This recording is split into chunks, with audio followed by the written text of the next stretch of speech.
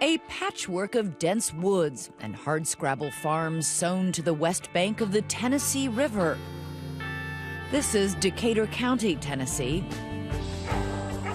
ATVs, horses, and hunting. It's where Karen and Dana Bobo live, in a home they built with their own hands, with their 25-year-old son, Clint, and his younger sister, 20-year-old Holly. Holly was pretty much my mother's girl. We shared a bond that she would sometimes look at me and say, "That's scary," because we could finish each other's sentences. Whitney Duncan, a country music singer, is Holly's cousin. She had a beautiful voice, so I would kind of help coach her a little bit on that. There will be peace in the valley for me. And it was a special time for Holly. She had recently received a promise ring from her boyfriend, Drew Scott. And I remember, her showing me and just being so excited about the future, and she really was planning their life together. The last day of her life was a Wednesday, a perfectly ordinary April morning in 2011. Too early for trouble. The sun climbing the trees, chasing off the mist. The Bobo family is rising too. Holly, a nursing student, is up by 4:30 that morning studying for her test that day. Karen packs Holly's lunch, and then she's off to teach second grade at Scotts Hill Elementary. Did you say goodbye before you left? She was sitting at the kitchen table studying, and I kissed her goodbye and told her I loved her, just like every other morning. Holly gathers her lunch and homework and walks out to get into her Mustang in the carport.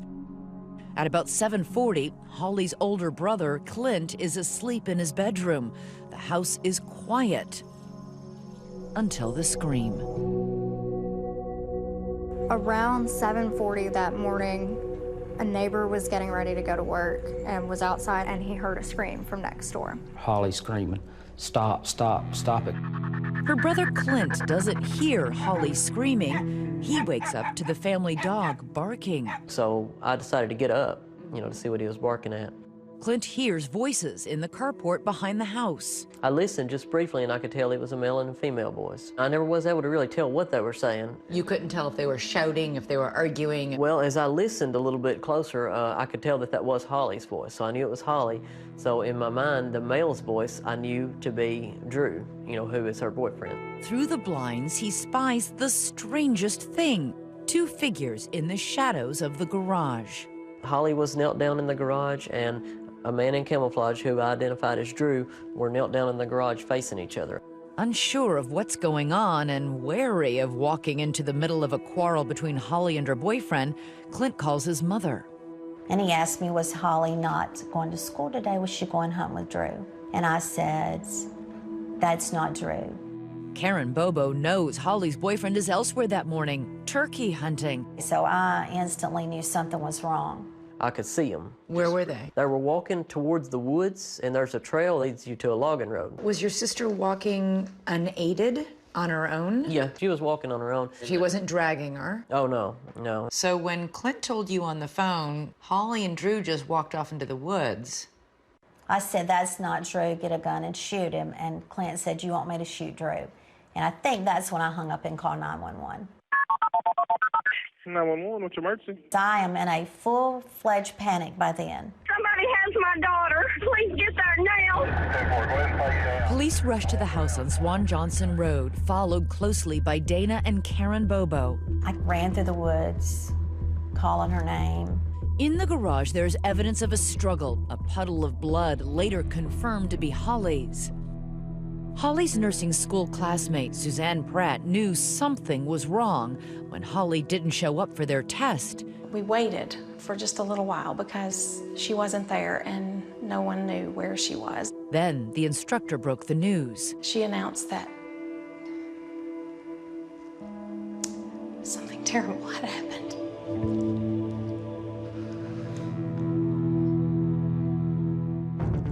Soon, half the county, people, police, and search dogs overrun the Bobo property. Get ready to go out into the woods, okay? You had neighbors, friends, family, all of Decatur County just kind of poured into this family's front yard, and they're out in the woods looking for her. You know, cops everywhere, helicopters flying. It was already crazy.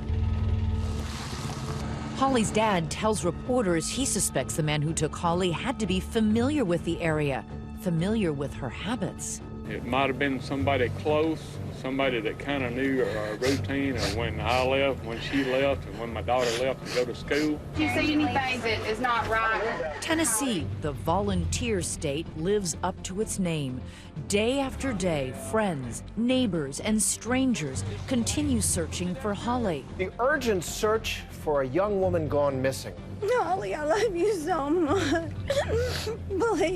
Please try to get home to us. We've been searching all day and pretty well into the night. Police ask AT&T to track Holly's cell phone. What could you tell from Holly's cell phone that morning? Essentially, for an hour and a half, her cell phone traveled all through Decatur County. The beating electric pulse of Holly's phone travels north to this wooded area near Interstate 40 and then turns back south by another route. At any point, does the cell phone stop moving? Around 8:30 to 9 o'clock that morning, her cell phone stopped moving for about 20 to 30 minutes. And what do you think was happening at that point? I don't want to think about it. For several days, the house is a crime scene. Eventually, the Bobos are allowed to return home. I remember the first thing I wanted to do was go to her room and open her closet and smell her. Karen Bobo longs for the touch of her daughter's hand. When Holly was at home, she'd be asleep, her hand would be kind of folded like this, and I would just slip my hand in her hand for just a few seconds. And I remember doing that after, trying to feel her, thinking if I could just feel her hand in my hand. Investigators follow every lead. Disheartening evidence of Holly begins turning up. Homework, a notebook, that lunch her mother made, and Holly's phone, all found scattered along backcountry roads in the weeks after the abduction. I wondered if she maybe had a chance to throw out some things, or if it was just some kind of taunting. The strange abduction, the apparent signs of familiarity with the victim, and the trail of evidence lead police to think the suspect was close, perhaps even inside the house. There were a lot of people that felt Clint was lying. Holly's own brother. What does he know? Have you told everything you know about that morning? Hi everyone, George Stephanopoulos here. Thanks for checking out the ABC News YouTube channel. If you'd like to get more videos, show highlights, and watch live event coverage, click on the right over here to subscribe to our channel, and don't forget to download the ABC News app for breaking news alerts. Thanks for watching.